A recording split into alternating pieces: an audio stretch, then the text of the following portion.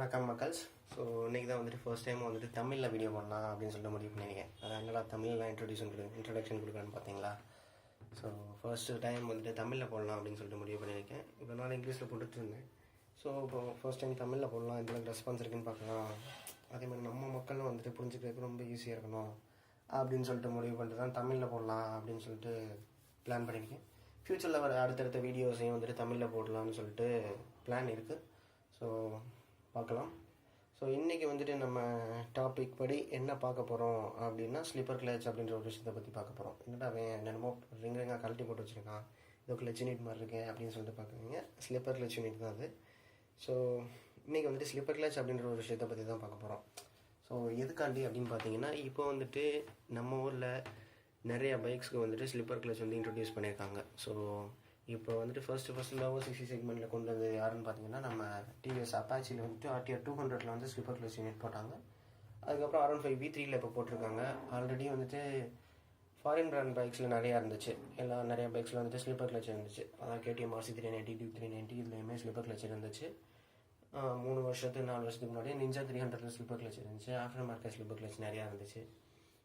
So அதே மாதிரி Royal Enfield 650 twins, Continental GT and இன்டர்செப்டர்னு புதுசாக இப்போ ரீசெண்டாக லான்ச் பண்ணியிருந்தாங்க இல்லையா, அதே ஸ்லிப்பர் கிளச் இருக்குது. ஜாவா மோட்டர் சைக்கிள்ஸ்லேயும் ஸ்லிப்பர் கிளச் கொண்டு வந்திருக்காங்க. ஸோ இன்றைக்கி வந்துட்டு அதனால தான் வந்துட்டு ஸ்லிப்பர் கிளச் அப்படின்னா என்னென்னு பார்த்தோம்னா, ஸ்லிப்பர் கிளச் நம்ம பைக்கில் தேவைப்படுமா, அதோட வேலை என்ன, நார்மல் கிளச்சுக்கும் ஸ்லிப்பர் கிளச்சுக்கும் என்ன டிஃப்ரென்ஸ், இல்லை என்னடா அவங்க புதுசாக மேனுஃபேக்சர் கம்பெனிலேருந்து புதுசாக கொண்டு வந்து நம்மகிட்ட இருந்து காசு பண்ணுங்க பார்க்குறாங்களா அப்படின்னு நினைக்க வேண்டாம். ஸோ ஒவ்வொரு அப்டேட்டுமே வந்துட்டு நம்மளோட மோட்டர் பைக்கிங் லெவலில் அடுத்த கட்டத்துக்கு எடுத்துகிட்டு போகிறதுக்காண்டி தான் இந்த மாதிரியான அப்டேட்ஸ். ஸோ இதே மாதிரி ஃப்யூச்சரில் வந்துட்டு ஏப்ரல் மாதம் கழித்து, இந்த 2019 ஏப்ரல் மாதம் கழித்து மேனுஃபேக்சர் பண்ணுற பைக்ஸ் 125 சிசி செக்மெண்ட்டுக்கு மேலே இருக்க எல்லா பைக்ஸ்லையுமே ABS அப்படின்ற ஒரு விஷயத்தை வந்துட்டு மேண்டட்டரியாக ஆக்கியிருக்காங்க. ஸோ ஹீரோயின் கேப் மூலமாக. ஸோ இனிமே வர பைக்ஸ், ஏப்ரல் மாதம் கழித்து வர பைக்ஸ், நிறைய பைக்ஸ் வந்துட்டு ABS தான் இருக்கும். ABSன்ற ஒரு விஷயம் இருக்கும். இப்போ ரீசெண்டாக பல்சர்லேயே நிறையா மாடல்ஸில் வந்து ABS இன்ட்ரடியூஸ் பண்ணியிருக்காங்க. ஸோ இந்த ABS அப்படின்ற ஒரு விஷயத்தை பற்றி செப்பரேட்டாக இன்னொரு டாப்பிக்கில் பார்க்கலாம். இன்றைக்கி வந்துட்டு நம்ம டாபிக் ஏற்ற மாதிரி ஸ்லிப்பர் கிளச் அப்படின்னா என்னன்னு சொல்லிட்டு பார்த்துக்கலாம். ஃபர்ஸ்ட்டு கிளச், நார்மல் கிளச்சுக்கும் ஸ்லிப்பர் கிளச்சுக்கும் என்ன டிஃப்ரென்ஸ், எதுக்காண்டி இந்த ஸ்லிப்பர் கிளச் நம்ம பைக்கில் வந்துட்டு புதுசாக இன்ட்ரடியூஸ் பண்ணியிருக்காங்க, என்னென்ன நல்ல விஷயங்கள் இருக்குது, என்னென்ன கெட்ட விஷயங்கள் இருக்குது, கெட்ட விஷயங்கள்னு சொல்ல முடியாது, என்னென்ன அட்வான்டேஜஸ் என்னென்ன டிஸ்அட்வான்டேஜஸ் இருக்குது அப்படின்றத பற்றி இதில் பார்த்துடலாம். ஸோ ஃபஸ்ட்டு நம்மளுக்கு கிளச் அப்படின்னா என்னென்னு பார்த்துடலாம். நம்ம பைக்கில் கிளச்சோட வேலை என்னன்னு பார்த்துடலாம். ஸோ நார்மலாக ஒரு பைக் அப்படின்னு பார்த்தீங்கன்னா இன்ஜின் யூனிட், அதுக்கடுத்து கியர் பாக்ஸ் யூனிட், அதாவது டிரான்ஸ்மிஷன் யூனிட்னு சொல்லுவோம். இன்ஜினியரிங் டைம்ஸில் டிரான்ஸ்மிஷன் யூனிட் இல்லைனா கியர் பாக்ஸ் யூனிட் நார்மலாக. ஸோ இன்ஜின்லேருந்து போகிற பவரை நமக்கு தேவையானப்போ கனெக்ட் அண்ட் டிஸ்கனெக்ட் பண்ணிக்கிறதுக்கு, அதாவது தேவையானப்போ எங்கேஜ் அண்ட் டிஸ்எங்கேஜ் பண்ணிக்கிறது தான் நமக்கு கிளச் யூனிட் அப்படின்ற ஒரு விஷயம் தேவைப்படுது. ஸோ எதுக்காண்டின்னு பார்த்தீங்கன்னா கியர் ஷிஃப்ட் பண்ணுறதுக்கு. ஏன் வந்துட்டு நம்ம வண்டியில் வந்துட்டு கிளச் இல்லாமல் கியர் ஷிஃப்ட் பண்ண முடியாதா அப்படின்னு நீங்கள் கேட்கலாம். கிளச் இல்லாமல் கியர் ஷிஃப்ட் பண்ணால் என்னென்ன ப்ராப்ளம்ஸ் நிறையா வரும். ஸோ என்னென்ன ப்ராப்ளம்ஸ் வரும்னு பார்த்தீங்கன்னா இன்ஜின் பிரேக்கிங் அப்படின்னு ஒரு விஷயம். அதுக்கடுத்து பார்த்தீங்கன்னா கியர் பாக்ஸ் வந்துட்டு நிறையா டேமேஜ் ஆக ஆரம்பிக்கும். ஸோ இந்த டேமேஜஸ்லாம் ப்ரிவென்ட் பண்ணுறதுக்கு, வராமல் இருக்கிறதுக்காண்டி தான் கிளச் அப்படின்ற ஒரு யூனிட் வந்துட்டு கூட நம்மளுக்கு கொண்டு வராங்க. ஸோ ப்ராப்பரான கியர் ஷிஃப்ட்ஸ், ப்ராப்பரான கியர் என்கேஜ்மெண்ட்ஸ், இந்த மாதிரியான விஷயங்கள் நடக்கணும். இன்ஜின் பிரேக்கிங்னால இன்ஜினோட ஸ்பேர்ஸ் எதுவும் டேமேஜ் ஆகக்கூடாது அப்படின்ற ஒரு விஷயத்துக்காண்டி தான் வந்துட்டு நம்ம எல்லா பைக்ஸ்லையுமே கிளச் அப்படின்ற ஒரு விஷயம் இருக்கும். ஸோ இன்ஜின் பிரேக்கிங் அப்படின்னா என்னென்னு பார்த்தீங்கன்னா, நார்மலாக வந்துட்டு நம்ம கரெக்டான RPMல கியர் ஷிஃப்ட் பண்ணோன்னா இன்ஜின் பிரேக்கிங்கிற ஒரு விஷயம் நடக்காது. இப்போது ஒரு 4 கியர் 5 கியரில் நம்ம போயிட்டுருக்கோம், ஒரு 80 to 90 km/h போயிட்டுருக்கோம். அப்படின்னும்போது டக்குன்னு வந்துட்டு நம்ம என்ன பண்ணணும், ஏதோ ஒரு கியர் குறைக்கணும் அப்படின்னு நினைக்கும்போது டக்குன்னு 5வது கியர்லேருந்து 3வது கியருக்கு வந்துடும் ஒரு அவசரத்தில். அப்படின்னும்போது என்னென்னு பார்த்தீங்கன்னா வண்டி ஒரு அப்படின்னு ஒரு சவுண்ட் வரும். ஸோ அந்த டைமில் வந்துட்டு பார்த்தீங்கன்னா அந்த சவுண்டு வர்றது பார்த்தீங்களா, அது வர்றதுக்கு காரணம் தான் இன்ஜின் பிரேக்கிங். ஸோ அது வர்றது தான் இன்ஜின் பிரேக்கிங். ஸோ எதனால அந்த சவுண்டு வருது அப்படின்னு பார்த்தீங்கன்னா, கரெக்டான RPMல கியர் டவுன் ஷிஃப்ட் பண்ணலைன்னா, கியரை குறைக்கலைன்னா இந்த மாதிரியான சவுண்டு வரும். ஸோ இதனால என்ன பிரச்சனை வரும் அப்படின்னு பார்த்தீங்கன்னா, cylinders, piston rings, cylinder walls, piston, அதே மாதிரி வேல்வ்ஸ், இது எல்லாமே வந்துட்டு டேமேஜ் ஆக ஆரம்பிக்கும். அதாவது மொத்தமாக போயிடுமா அப்படின்னு கேட்டால் போகாது. ஸோ இதெல்லாம் வந்துட்டு அதோட லைஃப் வந்து குறைய ஆரம்பிக்கும். ஸோ இதனால தான் வந்துட்டு நம்ம எல்லா பைக்ஸ்லையுமே கியர் பைக்ஸ்லையுமே கிளச் யூனிட் அப்படின்ற ஒரு விஷயம் இருக்குது. ஸோ நெக்ஸ்ட் வந்து பார்த்திங்கன்னா ஸ்லிப்பர் கிளச் நார்மல் கிளச்சுக்கும் என்ன டிஃப்ரென்ஸ் அப்படின்னு பார்த்தீங்கன்னா, ஸோ ஸ்லிப்பர் கிளச் அப்படின்ற ஒரு விஷயம் வந்துட்டு எதுக்காண்டினா வந்துட்டு நான் முன்னாடி சொன்ன மாதிரி இன்ஜின் பிரேக்கிங் அப்படின்ற ஒரு விஷயத்த தவிர்க்கிறதுக்காண்டி தான், ஃபுல்லாக கண்ட்ரோல் பண்ணுறதுக்கு. ஸோ அந்த விஷயம் வராமல் இருக்கிறதுக்காண்டி தான் வந்துட்டு ஸ்லிப்பர் கிளச் அப்படின்ற ஒரு விஷயத்தை வந்துட்டு அறிமுகப்படுத்தியிருக்காங்க, இன்ட்ரடியூஸ் பண்ணியிருக்காங்க மேனுஃபேக்சரர்ஸ் வந்துட்டு. ஸோ இது வந்துட்டு பார்த்திங்கன்னா ஒரு 20-25 வருஷத்துக்கு முன்னாடி ரேசிங் பைக்ஸ் எல்லாத்துலேயுமே யூஸ் பண்ணிட்டு இருந்தாங்க. இப்போ வந்துட்டு ரீசெண்டாக வந்துட்டு நம்ம ஊரில் இருக்க மேனுஃபேக்சரர்ஸும் இதை இன்ட்ரடியூஸ் பண்ண ஆரம்பிச்சிருக்காங்க. ரொம்பவே நல்ல விஷயம். ஸோ இதில் என்னென்ன அட்வான்டேஜஸ் இருக்குது, இது வந்துட்டு எப்படி ஒர்க் ஆகுது, ஸோ இதனால் நம்மளுக்கு என்ன யூஸ் அப்படின்றத பார்த்துக்கலாம்.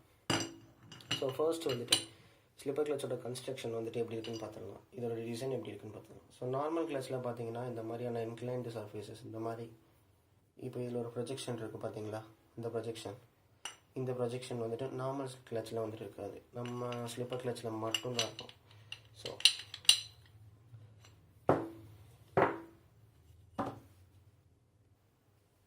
ஸோ இதை வச்சு நீங்கள் வந்து ஐடென்டிஃபை பண்ணிடலாம் ஸோ நார்மல் கிளச்சுக்கும் ஸ்லிப்பர் கிளச்சுக்கும் உள்ள டிஃப்ரென்ஸை.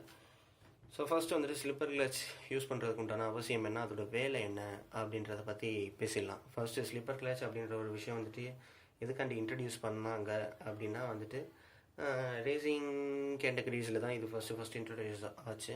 ஸோ அப்போ வந்துட்டு ஃபஸ்ட்டு இன்ட்ரடியூஸ் பண்ணும்போது வந்துட்டு எதுக்காண்டி இதை இன்ட்ரடியூஸ் பண்ணியிருந்தாங்கன்னா, இப்போ நம்ம ஒரு சில நேரம் நம்மளே பைக்கில் போயிட்டு இருக்கும்போது என்ன பண்ணுவோம்னா 5ஆவது கியர்லேருந்து டக்குன்னு 4ஆவது கியருக்கோ 3ஆவது கியருக்கோ டக்குன்னு ஷிஃப்ட் பண்ணிடுவோம். ஸோ இது வந்துட்டு கிளச்சை பிடிக்காமல் பண்ணிடுவோம், அதுதான் பிரச்சனையே. அப்படி கிளச்சை பிடிக்காமல் பண்ணும்போது என்ன ஆகும்னா வந்துட்டு கியர் பாக்ஸ் வந்து டேமேஜ் ஆக ஆரம்பிக்கும். ஸோ அதே மாதிரி இன்ஜினோட ஸ்பேஸும் டேமேஜ் ஆக ஆரம்பிக்கும். நான் முன்னே சொன்ன மாதிரி இன்ஜின் பிரேக்கிங் அப்படின்ற ஒரு விஷயம் நடக்கும். ஸோ இதனால் வந்துட்டு பிஸ்டன் ரிங்ஸ் இந்த மாதிரியான எல்லா விஷயங்களும் அதுக்கு ரிலேட்டடான விஷயங்கள் கனெக்டிங் ராட் இதெல்லாம் பாதிக்க ஆரம்பிக்கும். ஸோ இதை வந்து தடுக்கணும். அதே மாதிரி கிளச்லெஸ் டவுன் ஷிஃப்ட்ஸ் அப்படின்னு சொல்லுவாங்க. கிளச்லெஸ் டவுன் ஷிஃப்ட் அப்படின்னா கிளச்சை பிடிக்காமல் டவுன் ஷிஃப்ட் பண்ணுறது. ஸோ அப்படி பண்ணும்போது நமக்கு இன்ஜின் டேமேஜ் ஆகுது.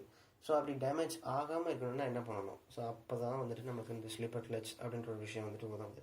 ஸோ இது வந்துட்டு எப்படி வந்துட்டு ஹெல்ப்ஃபுல்லாக இருக்குது, ஸ்லிப்பர் கிளச் வந்துட்டு நம்ம வந்துட்டு கியரை குறைக்கும் போது, கிளச் பிடிக்காமல் குறைக்கும் போது இது நமக்கு எந்த அளவுக்கு ஹெல்ப்ஃபுல்லாக இருக்குது அப்படின்றத பார்த்தோம். ஸோ வந்துட்டு நம்ம நார்மலாக போயிட்டுருக்கும்போது டக்குன்னு சடனாக வந்துட்டு ஆக்சிடென்டலாக வந்துட்டு என்ன பண்ணுவோன்னா கிளச்சை பிடிக்காமல் வந்துட்டு கியரை டப்புன்னு குறைச்சிடுவோம். ஸோ அந்த மாதிரி குறைக்கும்போது என்ன ஆகும்னு பார்த்தீங்கன்னா டக்குன்னு வந்துட்டு வீல் நம்மளுக்கு வந்துட்டு ஒரு நிமிஷம் ஸ்லிப் ஆகும், ஓகேவா.